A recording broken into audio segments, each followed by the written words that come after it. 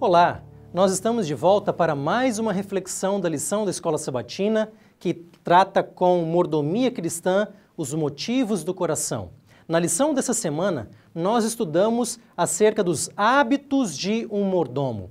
Hábitos é uma palavra muito importante e nós podemos ter alguns insights acerca dessa palavra quando nós olhamos para a vida dos atletas. Pense um pouco. Quais são os hábitos que devem ser cultivados por um atleta olímpico? Aliás, uma vida sem hábitos para essas pessoas, ela não vai levá-las aos objetivos que elas constroem. Os hábitos são fundamentais para a prática esportiva.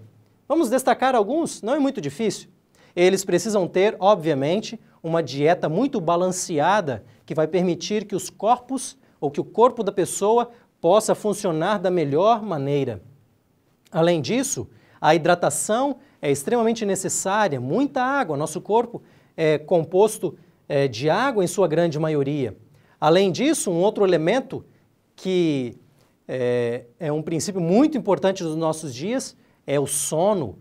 Um bom atleta precisa ter um bom descanso, dormir cedo, para que o corpo possa ter uma boa reconstituição. Além disso, antes da prática dos exercícios, é importante que o atleta tenha um bom aquecimento, porque esse aquecimento ele vai permitir que o desenvolvimento de sua atividade seja melhor. Além disso, ele vai ter uma alta dose de treinamentos em relação ao que ele vai fazer nesse esporte. Finalmente, um elemento agora de cunho mais emocional e mental, um atleta ele precisa ter alvos bem claros, ele precisa estar motivado, porque, afinal de contas, toda essa sequência aqui vai exigir dele muita disciplina. E essa disciplina ela é movida pela motivação, pelos grandes objetivos que ele tem na vida. Veja que nenhum desses elementos descreve a prova que ele tem em si. Tudo isso antecede a prova. Portanto, você tem hábitos que permeiam o dia a dia dos atletas. Esse é o dia a dia, em síntese, de um atleta de sucesso. Por que eu estou usando a figura de um atleta para entender um pouco acerca do mordomo? Por que comparar a vida do atleta com a vida cristã? No antigo ambiente greco-romano, onde o apóstolo Paulo atuava, mais especificamente na cidade de Corinto, nós tínhamos os Jogos Istmicos, que ocorriam a cada 2 anos. Eles reuniam um grande número de pessoas. Obviamente, era um evento muito importante. E os vencedores desses jogos, eles ganhavam uma coroa de folhas. Esse é apenas um desenho que tenta esboçar aquilo que se tinha como prêmio da vitória. O apóstolo Paulo, ele usa a imagem dos atletas exatamente no contexto de sua carta aos Coríntios. 1 Coríntios 9, 25. Todo atleta em tudo se domina. Aqueles para alcançar uma coroa corruptível. Você se lembra da coroa dos jogos, por exemplo? Nós, porém, a coroa incorruptível. Aqui nós temos a comparação, portanto, entre um atleta e os cristãos, entre os mordomos. E o atleta, ele tem hábitos que permitem que ele domine a si mesmo, para que ele tenha uma disciplina para alcançar um objetivo. Você se lembra que um dos pontos que nós colocamos para um atleta de sucesso é ter objetivos. Esses objetivos são a motivação para os seus hábitos e seu domínio próprio. Veja bem a sequência dessas 3 palavras que nós estamos colocando aqui, para que nós possamos entender melhor a função dos hábitos na nossa vida. A primeira palavra é a palavra ação, a segunda é a palavra hábito e a terceira é a palavra caráter. E nós conseguimos observar uma progressão entre essas três palavras. Elas sintetizam uma progressão. Nós agimos de certa forma.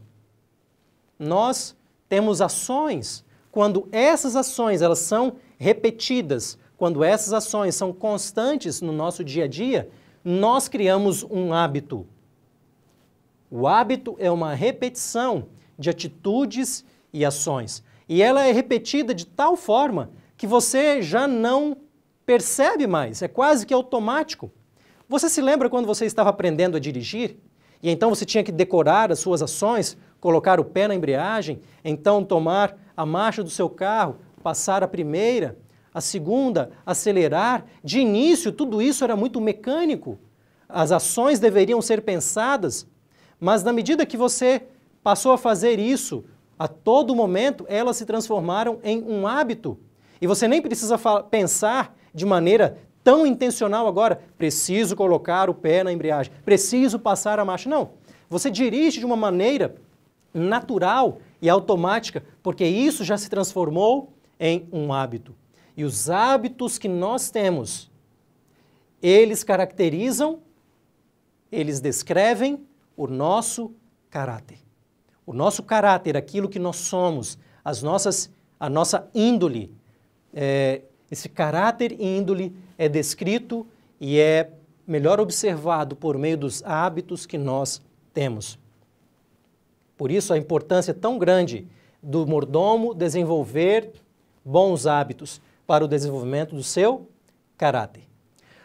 Nós temos na nossa lição 5 princípios destacados para os hábitos de um mordomo, para formar nele um caráter segundo a vontade de Deus. O primeiro deles é buscar a Deus em primeiro lugar. O segundo é ter uma perspectiva escatológica, olhar para a volta de Jesus. Você se lembra da ideia de ter um objetivo de preparar-se para a volta de Jesus. Assim como um atleta tem o objetivo de ter um prêmio, de alcançar algo, nós buscamos, de acordo com a linguagem de Paulo, uma coroa incorruptível, e isso está obviamente vinculado à volta de Jesus. Terceiro ponto que a lição destaca é o uso do tempo com sabedoria. O quarto ponto é a vida saudável, muito próximo ao que nós falamos de um atleta de sucesso. E o quinto ponto é a ideia de domínio próprio, que já está presente desde a passagem inicial que nós observamos que um atleta, de acordo com Paulo, ele em tudo se domina, para que ele possa chegar ao seu objetivo. Vamos então começar com o ponto número 1. Buscar a Deus em primeiro lugar. Quando nós falamos essa frase, eu creio que um texto bíblico vem imediatamente à sua mente, não é verdade? E esse texto está em Mateus 6, verso 33, eu leio na Almeida Revista e Atualizada. Buscai, pois, em primeiro lugar, creio que você sabe até de cor o verso, o seu reino e a sua justiça, e todas essas coisas vos serão acrescentadas. Bem, quando você coloca esse verso dentro do contexto maior do capítulo 6 de Mateus, o contexto está trabalhando com a ideia de que nós não devemos ser pessoas ansiosas, nós não devemos estar ansiosos com aquilo que nós vamos ter, porque Deus cuida de nós. Esse é o suprassumo da mensagem do capítulo 6, especialmente no contexto mais imediato desse verso. O antídoto contra a ansiedade, não esteja ansioso em relação às coisas que você vai ter ou deixar de ter. O antídoto contra essa ansiedade é a confiança em Deus. Porque se você buscar a Deus em primeiro lugar, as coisas que você está ansioso, elas serão, de acordo com a sabedoria de Deus, acrescentadas a nós. Então, aqui existe uma resposta muito importante à pergunta do porquê buscar Deus em primeiro lugar. Por que esse deve ser um hábito do mordomo fiel? É porque quando nós aprendemos a buscar a Deus em primeiro lugar, nós desenvolvemos a confiança nele. E essa confiança é fundamental para o dia a dia de um mordomo, que está cuidando das coisas, mas sabe que Deus está acima de todas elas. O mesmo princípio se destaca na mensagem de Ellen White, em Mente, Caráter e Personalidade, volume 1, página 15. Cada manhã, Dediquem-se corpo e espírito a Deus. Veja, uma aplicação aqui do princípio bíblico. Buscar em primeiro lugar, numa aplicação do dia, do horário do seu dia, o primeiro momento, a cada manhã, dedicar-se a Deus. Firmem hábitos de devoção e de confiança cada vez maior em seu Salvador. Note, nós já estamos acostumados a destacar sempre na igreja a importância da devoção, a importância de buscar a Deus em primeiro lugar em nossa manhã, o primeiro horário para Ele. Mas aqui vem um complemento muito importante. Qual é a razão para isso? Qual é o principal elemento que está vinculado a essa devoção? É o desenvolvimento da confiança em Deus. Na medida que nós o buscamos em primeiro lugar, nos primeiros horários do dia, em nós é desenvolvida a confiança. Nós desenvolvemos a confiança em Deus ao passarmos tempo com Ele nos primeiros momentos do dia. Guarde bem esse conceito. O hábito de um mordomo é buscar a Deus em primeiro lugar. Por quê? Porque é a partir disso que ele vai ter confiança em Deus. Quando nós aprendemos a ter confiança em Deus e olhamos para os desafios da vida, para os problemas desse mundo, nós podemos evitar o sentimento exacerbado da ansiedade que tanto nos atrapalha. Com a confiança em Deus, nós podemos ter uma mente tranquila para avançarmos no nosso dia a dia. O segundo elemento que a lição destaca é ter uma perspectiva escatológica. É observar e aguardar ansiosamente a volta de Jesus. Você se lembra do ponto que nós destacamos acerca dos hábitos de um atleta de sucesso? Tudo aquilo que ele faz, vinculado à sua alimentação, sua dieta, à hidratação, também o seu sono, o seu treinamento, tudo isso exige muito rigor, muita disciplina. Qual é a mola propulsora que vai levá-lo a ter um sentimento de querer fazer essas coisas? É a motivação de alcançar um objetivo. E esta é a motivação principal do cristão. Jesus está voltando, esse é o nosso grande alvo, esse é o grande objetivo, por isso preciso desenvolver hábitos que me ajudem a me preparar para essa volta, para o desenvolvimento do meu caráter. É interessante notar que a Bíblia vincula a volta do Senhor com a ideia de mordomia. Veja só o que nós observamos em Lucas, capítulo 12, verso 37, e também vamos ler os versos 45 a 47 na Almeida Revista Atualizada. Jesus diz assim: bem-aventurados aqueles servos a quem o Senhor, quando vier, veja, o Senhor vem, os encontre vigilantes. Mas se aquele servo disser consigo mesmo, o Senhor tarda a vir, ou tarda em vir. Aquele servo, porém, que conheceu a vontade de seu Senhor e não se aprontou, nem fez segundo a sua vontade, será punido. Existe um acerto de contas na mordomia. O mordomo está cuidando das coisas do seu Senhor. Nós estamos cuidando das coisas que Deus nos outorgou, mas Ele virá, Ele voltará. E bem-aventurado aquele que está vigilante, aquele que aguarda, aquele que se apronta de acordo com essa volta. Por outro lado, há um perigo muito grande em pensar o Senhor tarda a voltar. E então, por conta dessa noção de um momento que está sendo tardio, a pessoa não age em conformidade com aquilo que é esperado na volta de Jesus. É um perigo muito grande. Nós precisamos ter uma perspectiva escatológica, de expectativa. Jesus vai voltar. E, portanto, com base nessa expectativa, nós devemos, de acordo com o texto que nós lemos, nos aprontar, nos preparar. E isso deve servir de motivação para a nossa vida. Não apenas de preocupação com o acerto de contas, mas uma motivação. Jesus vai vir e eu vou poder encontrar com Ele e prestar aqui um relatório, não é? Das coisas que foram outorgadas a mim e o que eu fiz com isso, não com base nos meus próprios esforços, mas com a própria graça que Ele me deu de saber administrar essas coisas. Em outras palavras, nós precisamos desenvolver o hábito de viver para o futuro, viver para a volta de Jesus. Esse é um hábito muito importante para um mordomo. Hábito número 3 tem que ver com o tempo. Usar o tempo com sabedoria.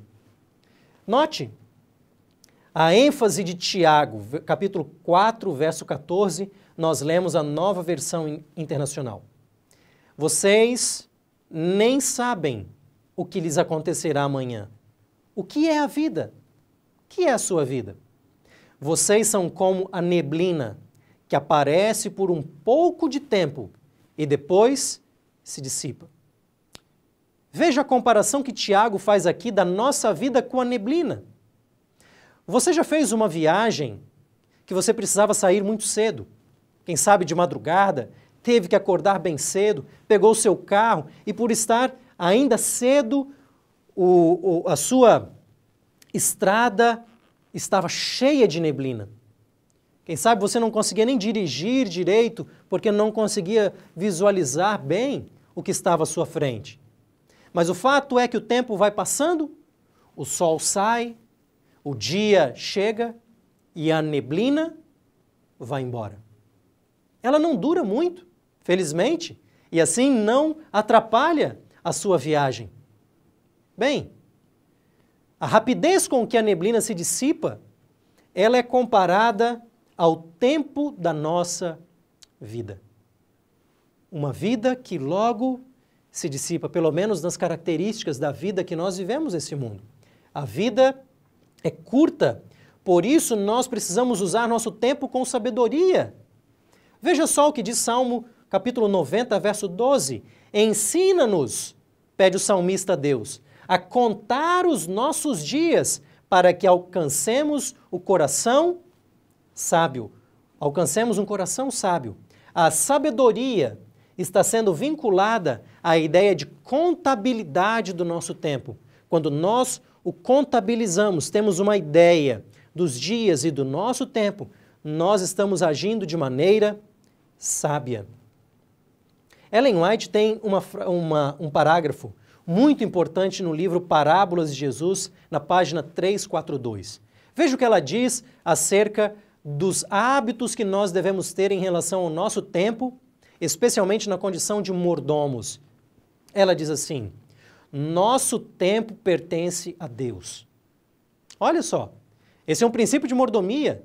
O tempo que nós temos na nossa vida não é nosso, ele pertence a Deus e ele nos outorga a tarefa de usarmos esse tempo. Cada momento é seu e estamos sob a mais solene obrigação de aproveitá-lo para a sua glória. Veja a ideia importante aqui de aproveitar o tempo. De nenhum talento que nos concedeu requererá ele mais estrita conta do que de nosso tempo. Esse princípio é importante. De tudo aquilo que Deus nos dá, aquilo que Ele vai cobrar mais é o uso do nosso tempo. Cristo considerava precioso todo momento e assim devemos considerá-lo. Por quê? Porque a ideia que Tiago trouxe para nós, ela tem um papel preponderante nessa reflexão. Ela diz assim: a vida é muito curta para ser desperdiçada. Temos somente poucos dias para nos prepararmos para a eternidade. Não temos tempo para dissipar, tempo para devotar aos prazeres egoístas, tempo para contemporizar com o pecado. Não temos tempo. Não temos tempo a perder com o nosso egoísmo. Não temos tempo a perder com o pecado. Nós precisamos usar o nosso tempo para Deus, porque o nosso tempo é dele. Nossa vida pertence a Ele. E nós precisamos usar com muita sabedoria o tempo. Um outro princípio, princípio número 4 agora, é a vida saudável, uma vida holística que contempla diferentes aspectos humanos, como o corpo, a mente e o espírito. Nós temos um texto muito importante que trabalha a ideia de paz. Veja o texto de Filipenses, capítulo 4, versos 7 e 8, na Nova Versão Internacional. E a paz de Deus, que excede todo o entendimento, guardará os seus corações e as suas mentes em Cristo Jesus. Tudo que for verdadeiro, nobre, correto, puro, amável, de boa fama, pensem nessas coisas.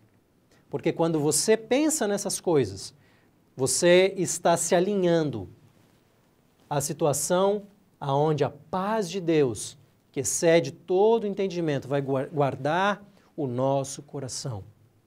Pessoas hoje em dia vivem uma vida doentia, especialmente no seu aspecto emocional, no seu estresse, nas suas preocupações, nos seus sentimentos, uma vida sem paz.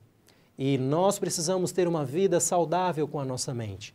Deus vai nos dar paz. Ele é o Deus da paz que guarda o nosso coração, guarda a nossa mente. E por isso nós precisamos desenvolver o hábito de pensar nas coisas de Deus, nas coisas verdadeiras, nobres, corretas, puras e amáveis. Esse hábito vai desenvolver em nós uma vida saudável. Porque, de acordo com Provérbios, capítulo 14, verso 30, ainda na Nova Versão Internacional, o coração em paz dá vida ao corpo. Note uma conexão aqui fundamental entre o coração, que a Bíblia usa essa terminologia para falar em relação à nossa mente, a sede das nossas emoções e pensamentos, uma mente, um coração em paz, dá vida ao corpo, uma relação direta entre mente e corpo. E, obviamente, a nossa espiritualidade, afetada por Deus, afetada no sentido positivo da palavra, a paz que guarda o nosso coração. E aqui você vê toda uma conexão entre o corpo, a mente e o espírito. Os mordomos fiéis de Deus precisam desenvolver esses hábitos importantes. Você se lembra que no primeiro capítulo, na primeira carta aos Coríntios, no capítulo 6, lá no final, Deus fala assim, que o nosso corpo não nos pertence. Ele foi comprado por Deus. O nosso corpo é templo do Espírito Santo. E por isso nós devemos glorificar a Deus com o nosso corpo. O contexto imediato dessa passagem é o problema da imoralidade na igreja. E ele pede aos cristãos que eles fujam da imoralidade. Assim, ele vai elaborar que o nosso corpo não é um corpo para a imoralidade, mas um corpo para o Espírito Santo. É lógico que a ênfase principal da passagem é uma fala contra a imoralidade. Mas ao dizer que o corpo é templo do Espírito Santo e ao pedir que nós glorifiquemos a Deus com o nosso corpo, o apóstolo abre um princípio amplo, um princípio que diz para nós que nós precisamos glorificar a Deus com o nosso corpo de diferentes maneiras. No caso do contexto mais imediato de 1 Coríntios 6, a ênfase está no evitar a imoralidade. Essa é uma forma muito importante de glorificar a Deus com o corpo. Mas nós não glorificamos a Deus com o corpo quando nós ingerimos aquilo que é nocivo para a nossa saúde. Então, a saúde também é um hábito que permite que nós glorifiquemos a Deus com o corpo que foi comprado com o sangue precioso de Jesus. O quinto princípio que de fato permeia todos os outros é o princípio do domínio próprio. Este é um fruto do Espírito, esse é parte do fruto do Espírito entre os elementos elencados ali em Gálatas 5, 22 e 23. E o apóstolo Pedro, na sua segunda carta, fala que nós precisamos ter diligência para o desenvolvimento do domínio próprio. Então veja, aqui existe um equilíbrio bastante interessante. Nós não desenvolvemos o domínio próprio. É o Espírito de Deus que desenvolve o domínio próprio em nós. Mas não é porque o Espírito desenvolve como fruto que nós não temos parte nisso. Nós temos parte na diligência, na busca disso, ao permitir que o Espírito desenvolva em nós também, ao colocarmos aqui Gálatas e 2 Pedro em diálogo. Nós devemos ser diligentes, associando com a nossa fé a virtude, associando a virtude também o conhecimento. Pedro vai colocando uma lista interessante até chegar ao domínio próprio. Precisamos ser diligentes em relação ao domínio próprio. Em uma lição anterior, eu mostrei um slogan que eu aprecio muito, que a Pirelli usava no passado, e eu acho que esse slogan comunica para nós algo muito importante em relação ao domínio próprio cristão. O slogan diz assim: potência não é nada sem controle. E esse é o papel que os pneus precisam exercer em um carro. O carro pode ter a potência que for, mas se esse carro não tiver um controle na pista, essa potência não vale nada. Assim também é a vida cristã. Nós podemos ser pessoas dotadas de vários dons importantes, várias qualidades, mas se nós não tivermos o controle, de nada vale essa potência que Deus nos dá. De nada vale porque não existe controle para administrar esses dons que Deus nos dá. Ellen White, O Desejado de Todas as Nações, na página 110, diz assim: o mundo está entregue à condescendência com as próprias inclinações. Em outras palavras, o mundo não tem domínio próprio. O mundo não cultiva a virtude do autocontrole. Mas, em relação aos cristãos, ela diz o seguinte: todos quantos querem aperfeiçoar a santidade no temor de Deus têm que aprender as lições de temperança e de domínio próprio. Apetites e paixões devem ser mantidos em sujeição às mais elevadas faculdades do Espírito. Nós precisamos permitir que o Espírito de Deus produza em nós esse elemento tão marcante do fruto do Espírito, que é o domínio próprio. E nós precisamos ser diligentes nesse processo também. Resumindo aquilo que nós trabalhamos nessa lição tão importante acerca dos hábitos de um mordomo, onde destacamos vários deles, nós temos o texto de 1 Coríntios capítulo 9, verso 24, como texto base, onde Paulo compara a vida do atleta com a vida do cristão, dominando-se para alcançar um alvo específico. É claro que esse domínio não é algo que diz respeito às nossas próprias forças, é algo que o Espírito de Deus nos dá, mas exige de nós diligência, busca. Que coisas devemos levar dessa lição? O primeiro elemento tem que ver com o conhecimento. Nós precisamos aprender a identificar os hábitos adotados por mordomos fiéis. E nessa lição, nós tivemos a oportunidade de identificar alguns deles, princípios muito importantes, por sinal. Nós precisamos também ter um sentimento especial ao estudar essa lição sobre os hábitos de um mordomo. E esse sentimento diz respeito à ação de apreciar, o sentimento de apreciar, o valor de cultivar hábitos que nos aproximam de Deus. Nós precisamos apreciar esses valores. Eles são bons para nós, porque eles vão desenvolver o nosso caráter, como nós mencionamos no início da lição. Terceiro ponto que nós levamos tem que ver agora com a nossa ação. O que nós precisamos fazer? Nós precisamos tomar medidas para incorporar hábitos espirituais na vida diária. Que bonito é ver o caráter de alguém que tem hábitos sadios, hábitos saudáveis, de acordo com a palavra de Deus, hábitos de um mordomo. Que esses hábitos possam ser cultivados também na sua vida, para que você seja um mordomo fiel diante de Deus. Que você tenha essa oportunidade de conhecimento, sentimento e ação. Esse é o meu desejo para você. Nos vemos na próxima lição. Que Deus os abençoe.